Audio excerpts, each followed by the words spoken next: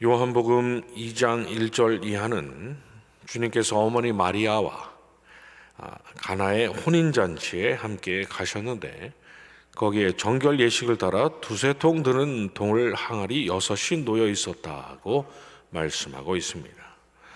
물동이 하나가 40리터 정도라면 두세 통, 곧 약 80에서 120리터 정도의 적지 않은 물을 담을 수 있는 항아리가 거기 있었는데, 그것은 마시는 식수가 아니라 무엇인가를 씻어 정결하게 하기 위한 용도의 물을 담아놓는 항아리들이었다고 말씀하고 있는 것이죠.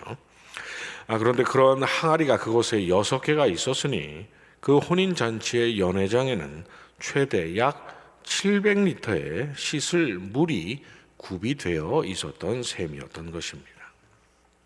그런데 오늘 우리가 읽은 본문이 기록된 마가복음 7장 1절 이하는 바리새인들과 서기관이 먹기 전에는 손을 씻지 않고 먹는 그 주님의 제자들을 보고는 주님께 어찌하여 당신들의 제자들은 부정한 손으로 떡을 먹나이까 라고 말했다고 말씀하면서, 당대의 바리새인들을 비롯한 유대인들이 손을 잘 씻지 않고서는 음식을 먹지 않았고, 시장에서 돌아와서도 물을 뿌리지 않고서는 먹지 아니하며 잔과 주발과 녹그릇을 열심히 씻었다고 말씀하고 있습니다. 가나의 혼인 잔치에 괜히 그러한 항아리가 있었던 것이 아니었던 것이죠. 특별히 혼인 잔치였기 때문에 그랬던 것이 아니라 당대의 유대 사회 전체가 손이든 발이든 그릇이든 물로 씻는 일에 열심을 내고 있었던 것입니다.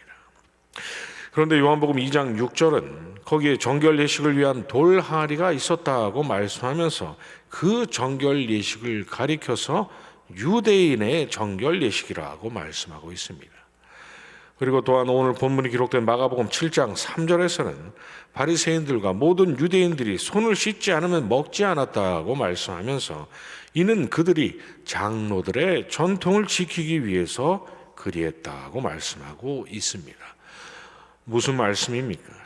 그들이 지켰던 정결 예식이란 하나님께서 모세에게 주신 율법의 조항이 아니라 사람이 만들어낸 사람의 전통이었던 것이죠. 그렇다면 유대인들은 왜 하나님의 율법에도 없는 그러한 전통을 만들어내서는 그토록 열심히 지켰고, 또 이를 지키지 않는 사람들을 부정한 자들로 규정하고 비난했을까요? 이미 하나님은 모세에게 너희는 부정한 것들로 스스로를 더럽히지 말라라고 하시면서 여러 율법의 조항들을 주셨지만, 그들은 마치 그러한 율법 조항만으로는 부족하다는 듯이 물로 씻고 먹기까지 해야 거룩하신 하나님 앞에서 정결한 자로 설 수 있다고 규정했고, 이를 근거해서 주님의 제자들을 부정한 자로 정죄했던 것입니다. 그런 그들을 보시고 주님은 6절 이하에서 이사야가 너희 외식하는 자에 대하여 잘 예언하였도다. 기록하였을 때 이 백성이 입술로는 나를 공경하되 마음은 내게서 멀도다. 사람의 계명으로 교훈을 삼아 가르치니 나를 헛되이 경배하는도다 라고 그들을 책망하셨습니다. 그리고 오늘 우리가 읽은 본문 15절 이하에서 밖에서 사람에게로 들어가는 것은 사람을 더럽게 하지 못한다고, 그리고 사람 안에서 나오는 것, 곧 온갖 탐욕과 악독이 사람을 더럽힌다고 말씀하셨습니다. 마태복음 23장 25절에서 화 있을진저 외식하는 서기관들과 바리새인들이여 잔과 대접의 겉은 깨끗이 하되 그 안에는 탐욕과 방탕으로 가득하게 하는도다 라고 말씀하셨던 것처럼, 물 따위로는 쉴 새 없이 더러운 것들을 뿜어내는 너희 속에 있는 악한 샘 근원을 절대로 씻어낼 수 없으니 너희가 매일 백날 씻는다 한들 헛된 사람의 전통을 지킬 뿐 심령 깊은 곳을 감찰하시는 하나님 앞에서는 아무런 의미도 없다는 것이죠. 하나님께서 모세를 통해서 수많은 정결 의식을 율법으로 주셨던 것은 그렇게 해서 스스로를 정결한 자 되게 하라는 것이 아니라 거룩하신 하나님 앞에서 스스로 거룩에 이를 수 있는 인생이란 존재하지 않음을 깨닫고 오직 거룩하게 하실 수 있는 하나님의 은혜의 방편으로 나오도록 하시기 위함이셨는데, 그러한 하나님의 뜻은 전혀 깨닫지 못한 채 있지도 않은 새로운 율법을 만들어내서는 손을 씻고 그릇을 씻으면 더러운 심령이 깨끗해질 수 있다고 철석같이 너희가 믿고 있으니, 그런 너희들이 앞으로 하나님으로부터 장차 받을 것이란 하나님께서 내리실 화밖에 더 있겠냐는 것입니다. 그래서 오늘 본문에 기록된 마가복음 7장 24절 이하에서 우리 주님께서 아주 보란듯이 하나님의 율법은 물론이요 그러한 유대인들의 전통을 지키지 않았을 헬라인이요 수로보니게 이방 여인의 그 귀신 들린 딸을 고쳐주셨고, 또 귀가 멀었으니 하나님의 율법을 들어본 적이 없고 눈으로 본다 한들 말을 더듬었으니 바리새인들처럼 번지르르하게 하나님의 율법과 장로들의 전통을 입에 올렸던 적이 없었을 그 귀먹고 말 더듬는 자의 귀와 혀를 고쳐주셨던 것입니다. 그래서 요한복음 2장 4절 이하에서 잔치집에 포도주가 떨어진 그 일이 나와 무슨 상관이 있냐라고 말씀하셨던 우리 주님께서 유대인의 정결 예식에 사용되던 그 항아리 6개 아기까지 채워진 그 모든 물을 붉은 포도주로 바꾸어 놓으셨던 것입니다.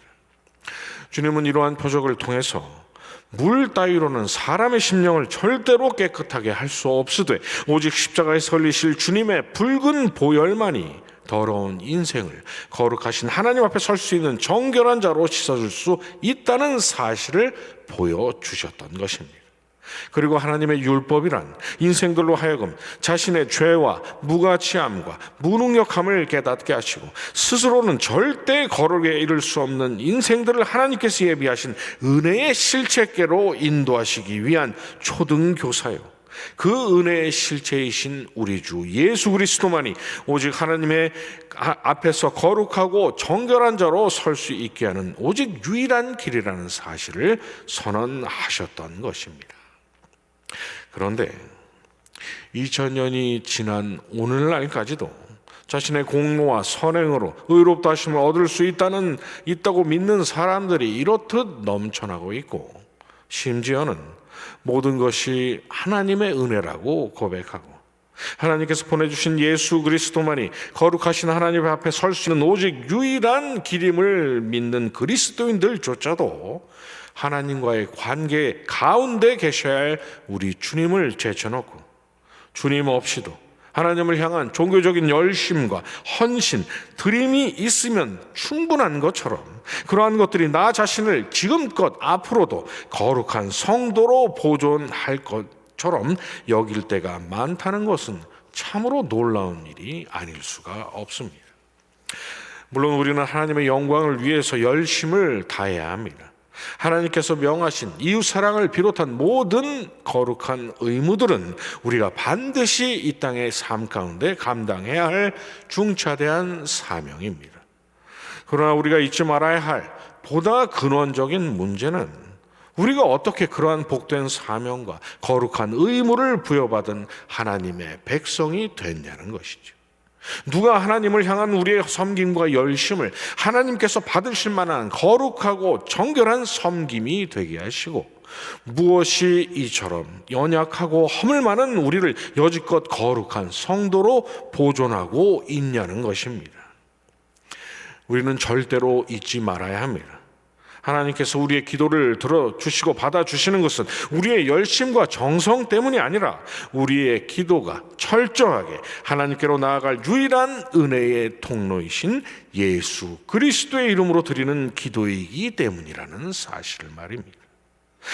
하나님께서 우리의 헌신과 섬김을 기뻐 받아주시는 것은 우리의 종교적인 행위가 완전하기 때문이 아니라 우리에게 입혀주신 그리스도의 의의 옷이 우리의 부족하기 짝이 없는 섬김과 헌신을 완전하고 의로운 섬김이 되게 해주시기 때문이고, 연약하기 짝이 없는 우리가 이제껏 성도로 보존되고 있는 것은 우리의 삶이 의롭고 거룩해서가 아니라 하나님을 위해서 이것도 하고 저것도 하고 앞으로 이러저러한 일들을 할 선한 계획을 가지고 있어서가 아니라, 그리스도께서 십자가 위에 설리신 그 보혈이 지금 이 순간에도 우리 스스로는 도무지 씻을 수가 없는 주홍빛 같은 붉은 우리의 죄악을 눈과 같이 희게 쉴 새 없이 씻어 주시기 때문이라는 사실을 우리는 한시라도 잊지 말아야 한다는 것입니다. 그렇다면 하나님을 향한 우리의 헌신과 열심이 아무런 의미가 없고 전혀 필요치가 않다는 것입니까? 그러한 우리의 행함을 이제껏 지금도 앞으로도 우리를 정결하게 할 오직 유일한 방편이신 그리스도의 보혈을 대체할 대안으로 우리가 착각하지 말아야 한다는 것입니다. 그러한 선한 일들이 하나님께 나아갈 오직 유일한 길이요 진리요 생명이신 그리스도로부터 우리의 마음이 멀어질 구실이 되어서는 안 된다는 것이죠. 그래서 바울 사도가 그 여러 서신서에서 하나님께서 베푸신 놀라운 은혜와 또 하나님과 성도의 그 귀한 관계를 언급할 때마다 언제나 예수 그리스도 안에서라는 진술을 빼놓지 않았고, 교회를 향한 권면을 할 때도 마치 그 말을 넣지 않으면 말을 할 수 없기라도 한 것처럼 주 안에서, 예수 안에서라는 그러한 진술을 잊지 않았던 것입니다. 당연합니다. 예수 그리스도를 뺀 하나님의 은혜란 존재할 수가 없는 것이기 때문이죠. 우리에게 주어진 거룩한 신분과 이 땅에서 하나님의 백성으로서의 주어진 거룩한 우리의 의무와 장차 우리가 누리게 될 영생 복락에 대한 소망 중에서 그 어떠한 것도 예수 그리스도라는 은혜의 통로 밖에서 주어진 것이란 없기 때문입니다. 여기다가 저와 여러분은 연약하고 또 무능한 존재, 주님께서 약속하신 대로 보내주신 성령의 충만하신 능력이 없으는 아무것도 할 수 없는 존재라는 사실을 더하여 생각한다면, 하나님을 향한 우리의 열정과 이웃을 향한 사랑을 우리가 논하면서 우리 주 예수 그리스도를 빼놓는다는 것은 있을 수가 없는 일인 것입니다. 그러니 우리는 분명히 기억해야 합니다. 지금 우리가 무엇을 하고 있고 앞으로 무엇을 할 어떠한 선한 계획을 가지고 있든지 간에 그리스도께서 우리의 출발점이요, 그리스도께서 우리가 다름질할 운동장이요, 그리스도께서 우리가 벗어나지 말아야 할 트랙이라는 사실을 말입니다.